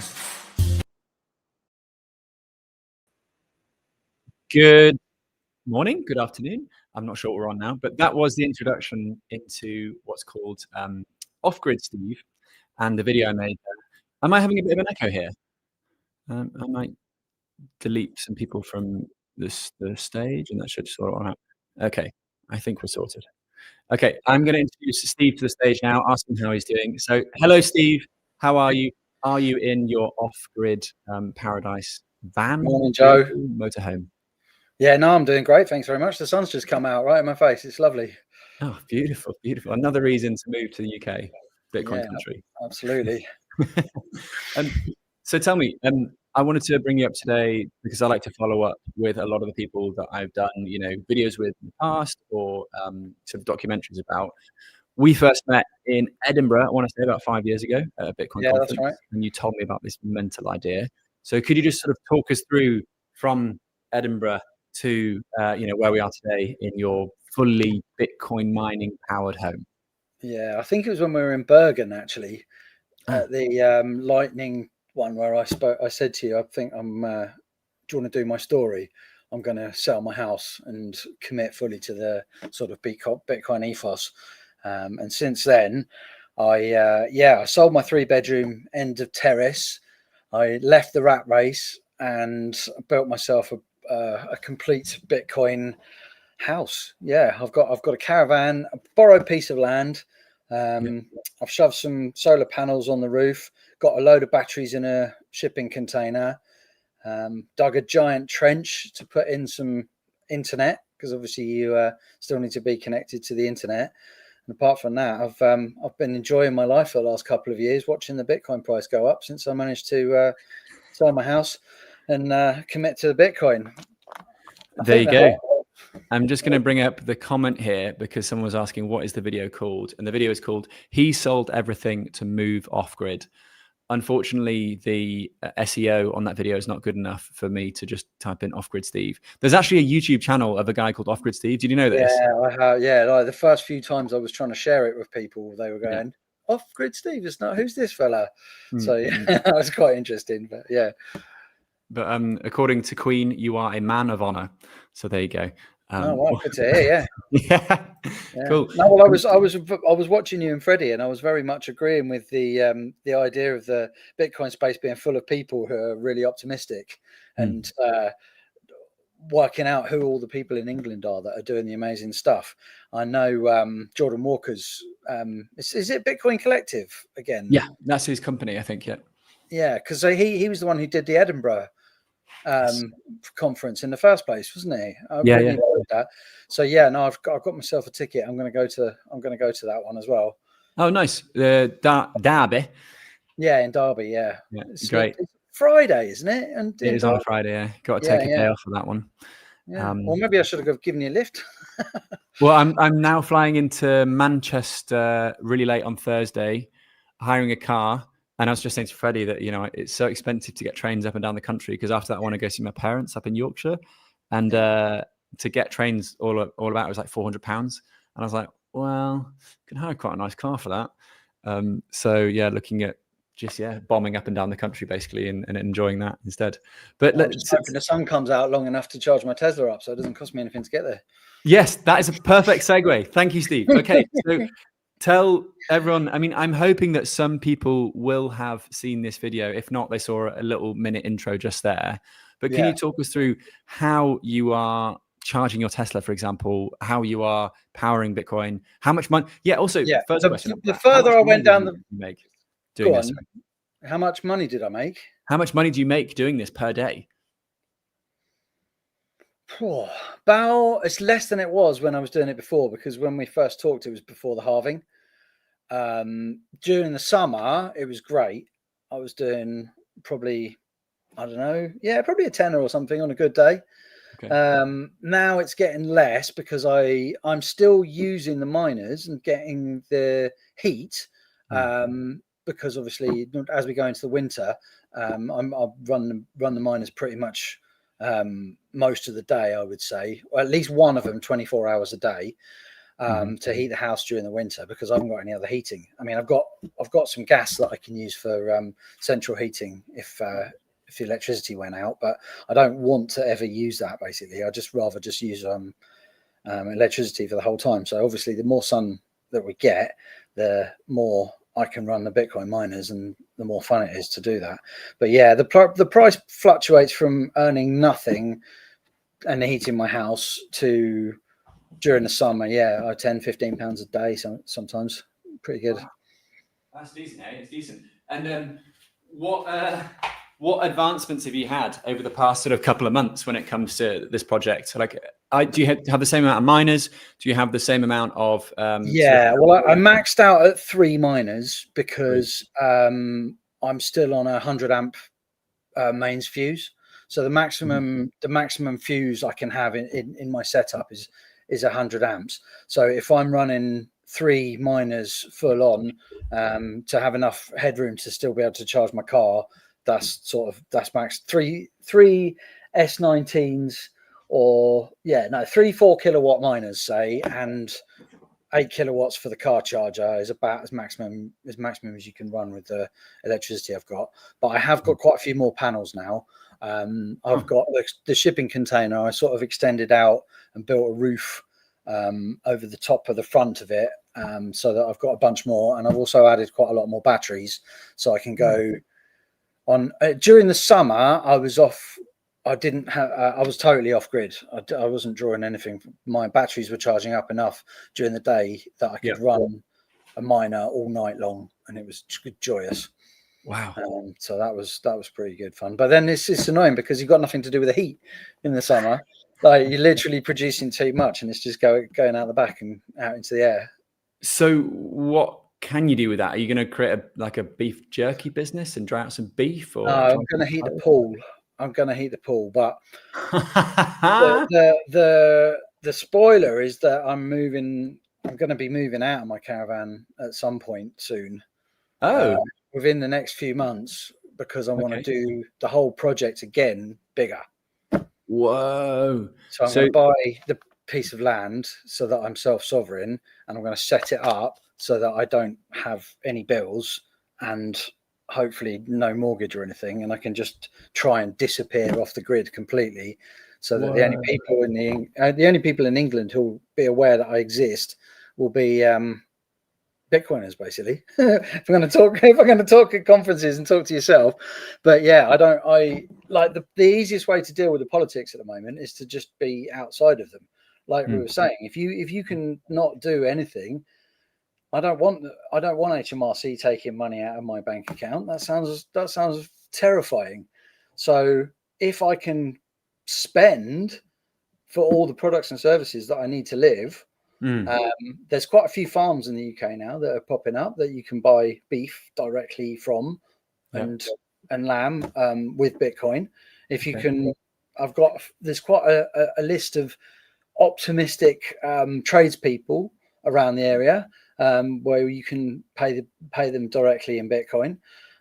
So yeah, it's really just sorting out how do we deal with this tax issue, because the government wants their slice and they are making it harder and harder for people. I mean, I've run businesses for 25 years. I'm fed up of dealing with all of the paperwork and more taxes, and it's getting more and more difficult to run a business because you have so much red tape. What's the way forward? Yeah, but you are still looking in the UK. You're not looking at. No. When I was in El Salvador and I was looking around, and you could buy a house with a pool looking out to sea for like $150,000, something like that, and I was just like, but my kids are still here and they go to school here, so I couldn't just do that. But to be honest, over the last couple of years, speaking to more and more British Bitcoiners, the likes of Freddie New and Joe Bryan and all the people who are putting their neck out and doing all of the conference tours and setting up the businesses and trying to look at the legislation and lobby the government and all this sort of stuff. It's made me realize that this is my home. I want Britain to be amazing. I want to live in England and be an Englishman and be proud of what I've built and put all of my efforts towards making England better and making it somewhere that I can be proud to live.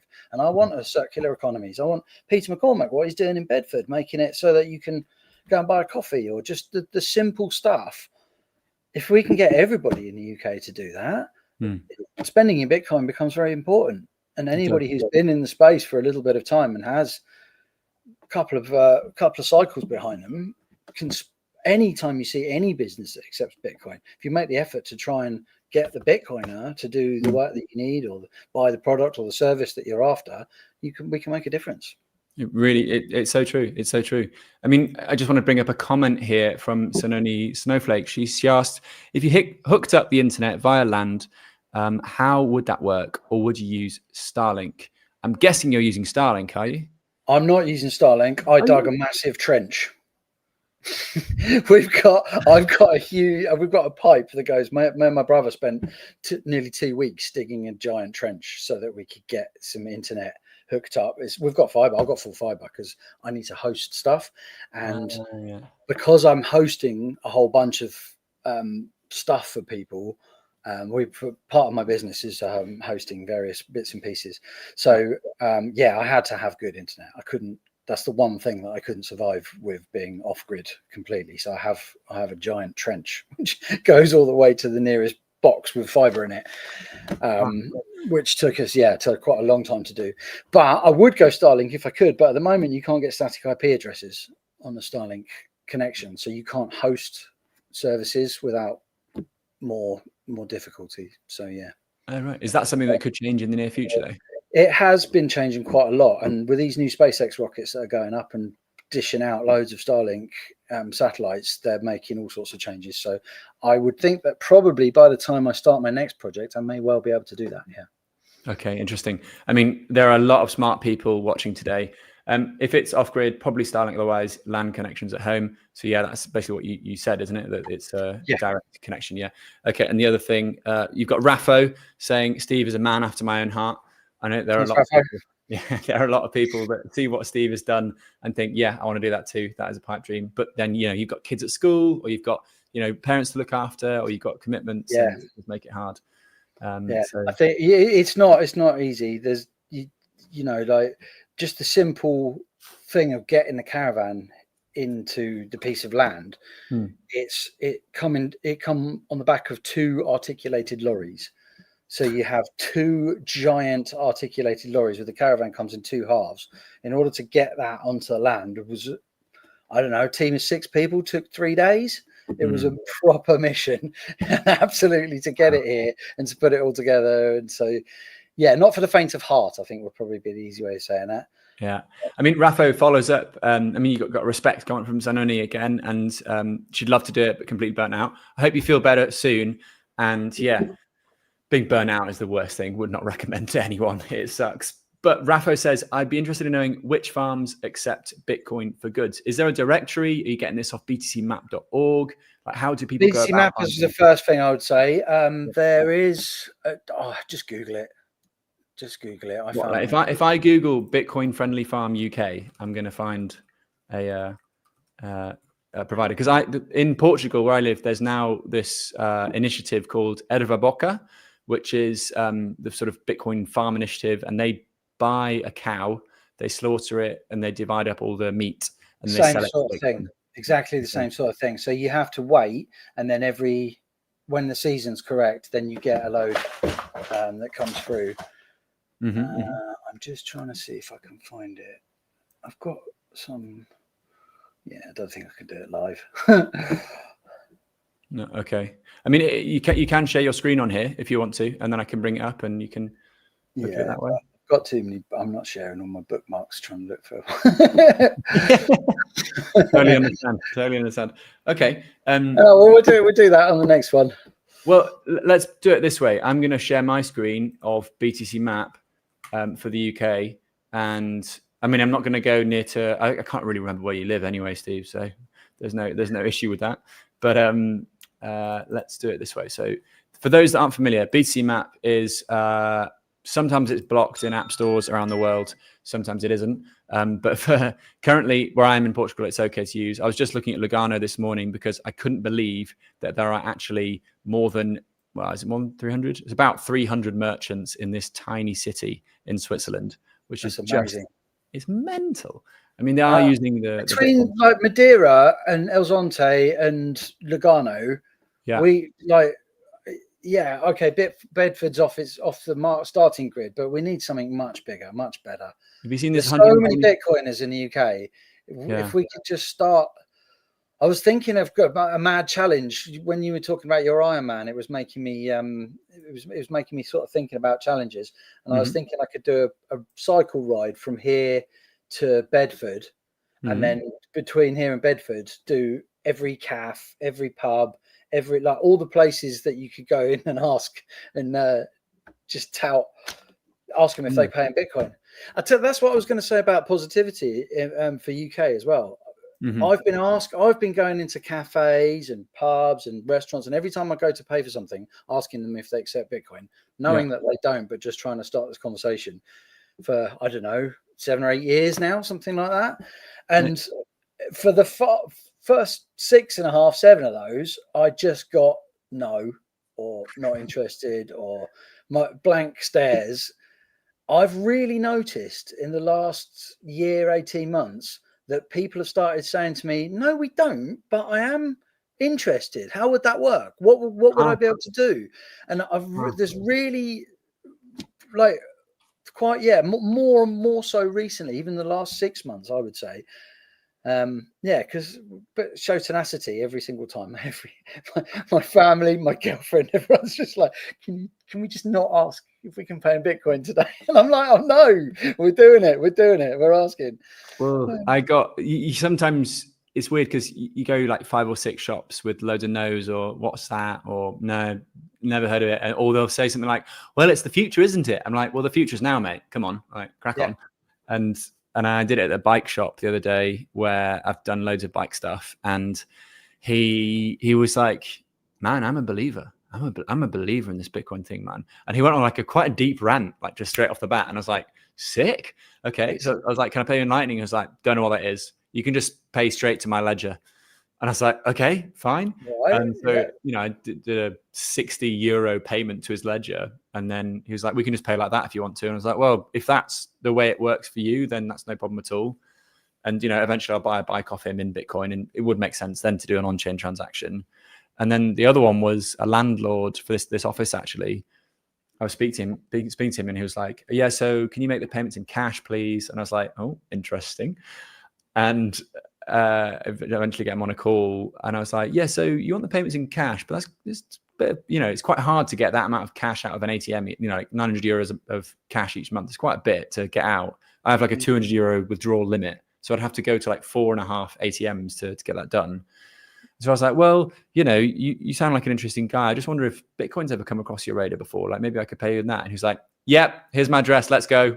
And I was like, okay, brilliant. So it is a question of sort of gauging where someone is on that spectrum and trying to understand what they're like. And then maybe they might be interested in this Bitcoin thing. So it does surprise me. Yeah, I found a farm shop. Mm-hmm. We were just walking down a footpath, and I came across a sign for a farm shop. And I went to a farm shop and just started chatting to the lady there. And she was like, I don't really know about this Bitcoin thing. Tell me about it, because somebody else asked me that. And I was like, oh, okay. When was this? And she's like, it was only a couple of weeks ago. Somebody else asked me if they could pay in Bitcoin. And I was like, okay. And just sort of explained the basics to her. And she was like, that's amazing. That's exactly what we need. I've been paying 4% for my credit card fees. If I could just get rid of that by itself, it would make such a difference. And I was like, okay, I know somebody who can help you out with that. Huh.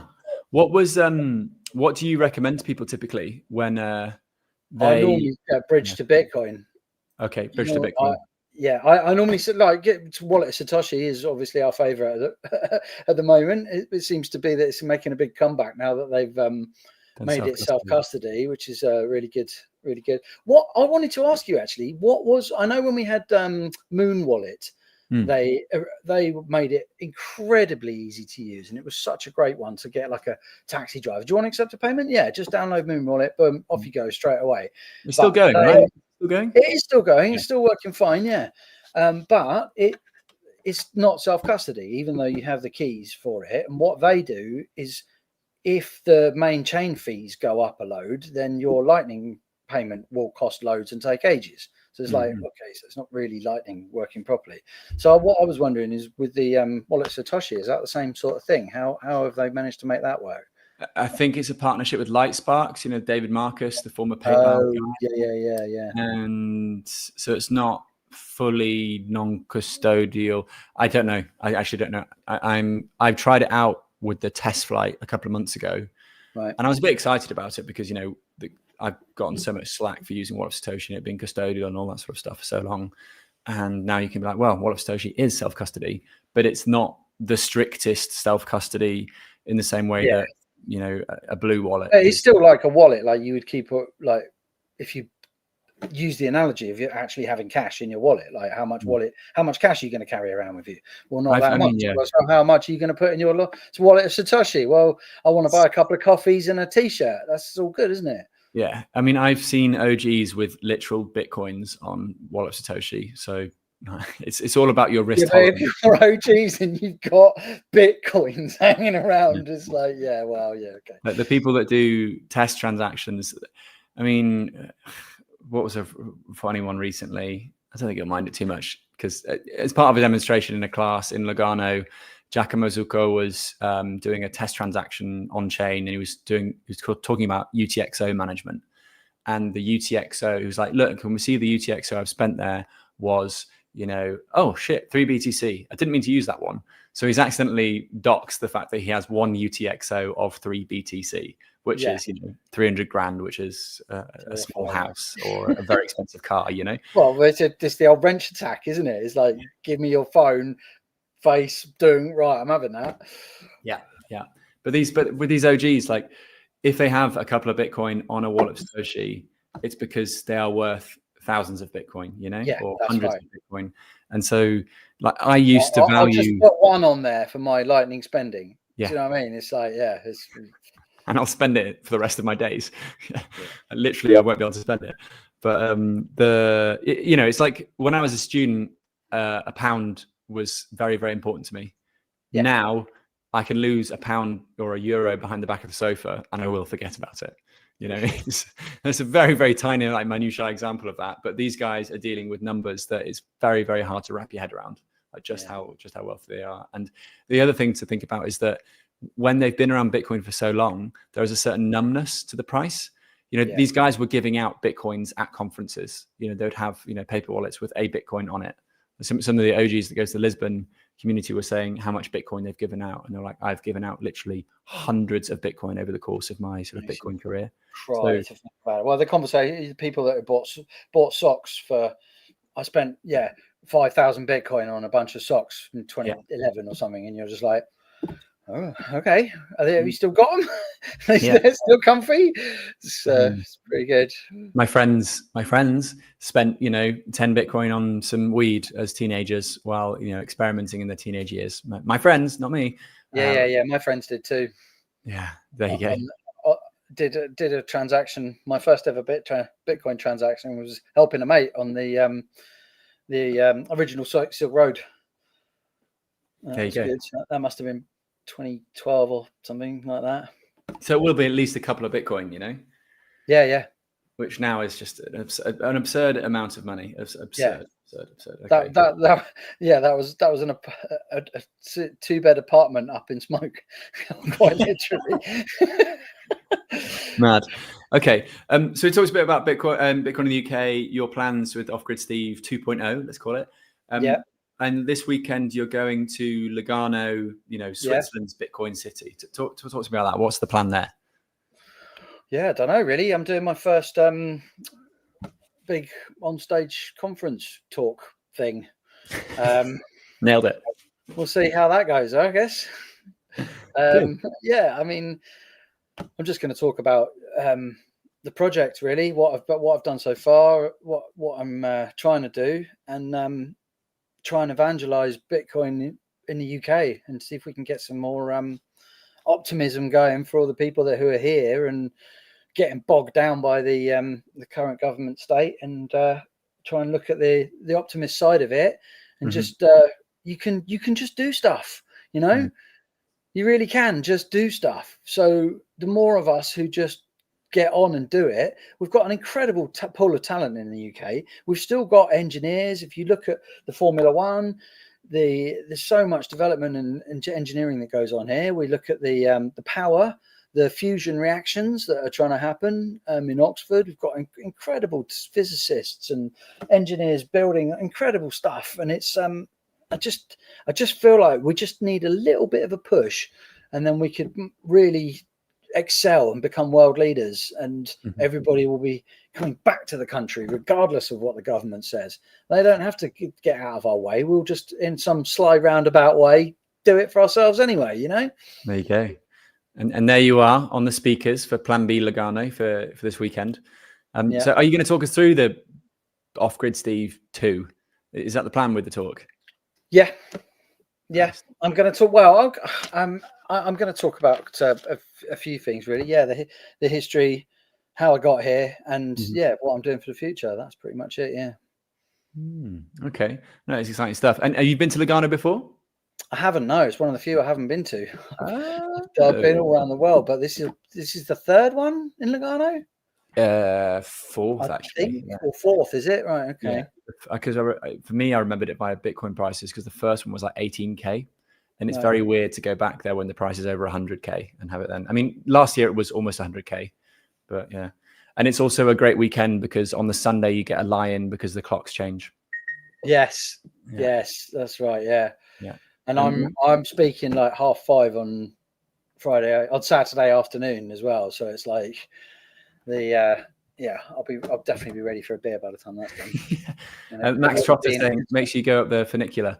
There's a funicular in Lugano that's worth doing. Get the nice aerial view. And the other thing to worry about, well, not worry about, but just be aware of in Lugano is that, so they use Bitfinex Pay in the background and a Go Crypto integration for all of these merchants.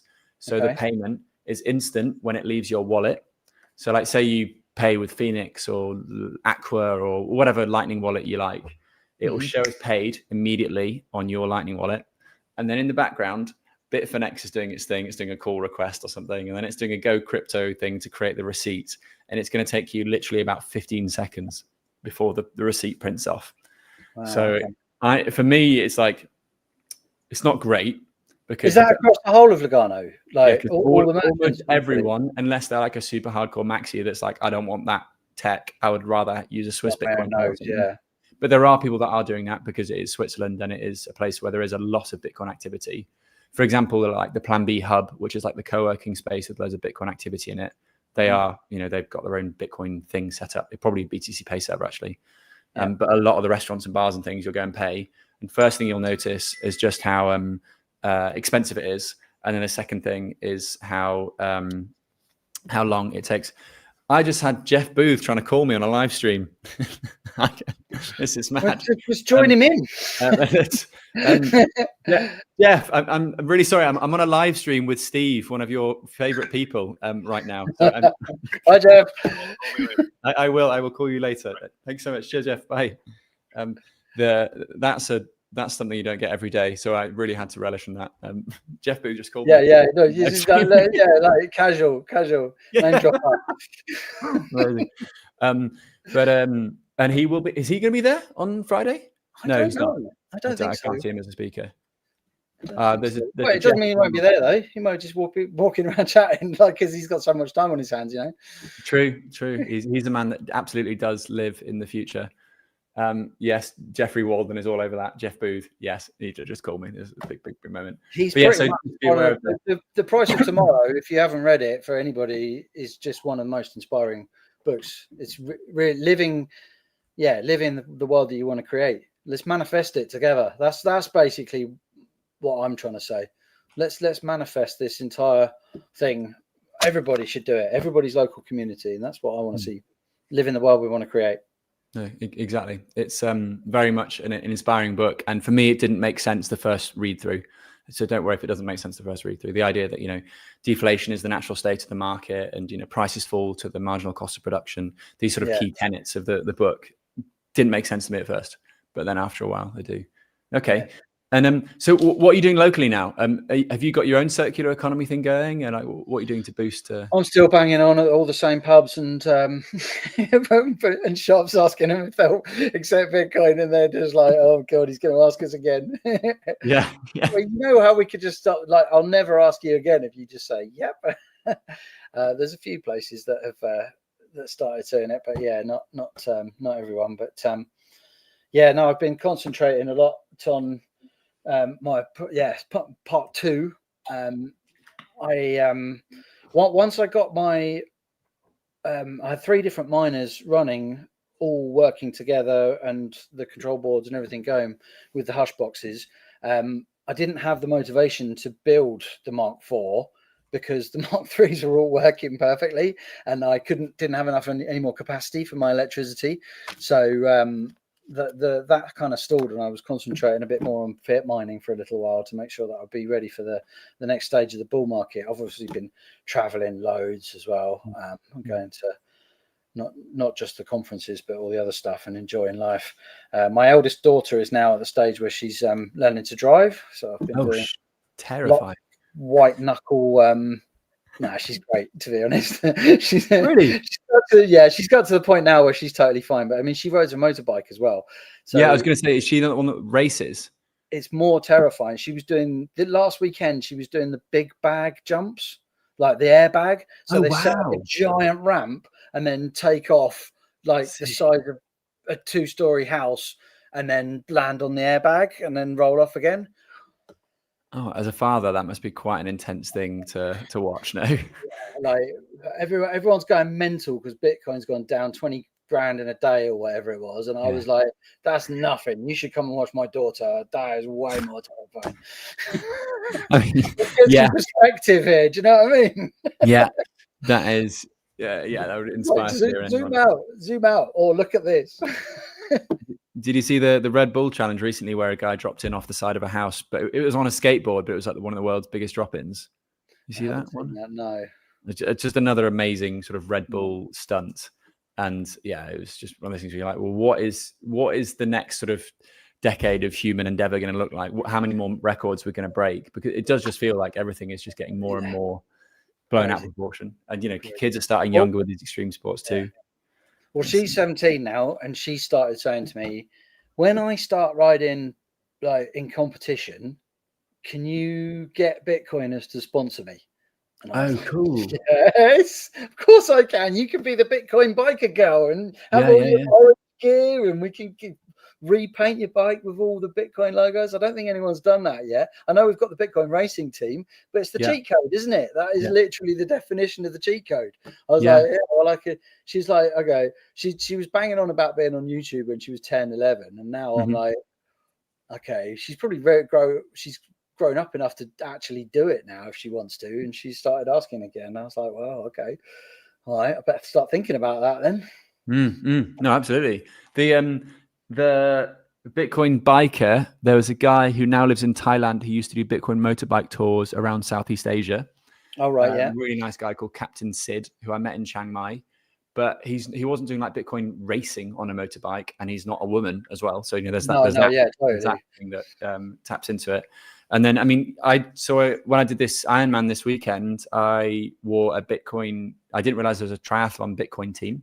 I wore the Try Bitcoin logos, and and the sponsors were Mashankura, Bitcoin Vitsund, and Bitcoin Akasi. So all South African sort of Bitcoin things, and it's bright orange suit, says Try Bitcoin everywhere. And I like the idea that it's Try Bitcoin, like TRI Bitcoin, but it's basically it's a play on words. Try Bitcoin, which is quite cool.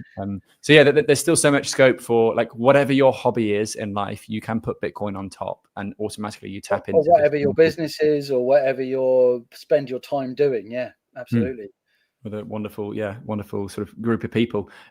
Okay, I've got to jump off the air at 1:15, Steve. So is there anything you'd like to talk about or promote or shill for the last couple of minutes? We've got quite a few people watching at home, which is nice. No, I think just go to conferences.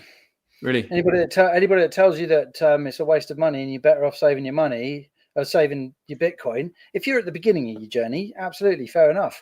But if you've started stacking some Bitcoin, you know what's going on, go to the conferences, talk to the people. It'll change your life. And at the moment, we're relatively early still. The best minds in the business, you can just go and chat to them, and they're so available to be spoken to, and so happy to talk to everybody at conferences that go see them, go do it, and come see me in Lugano. Exactly. There you go. Go see Steve on Friday on the main stage, the Friday afternoon on the main stage of Plan B Lugano. It's going to be a lot of fun.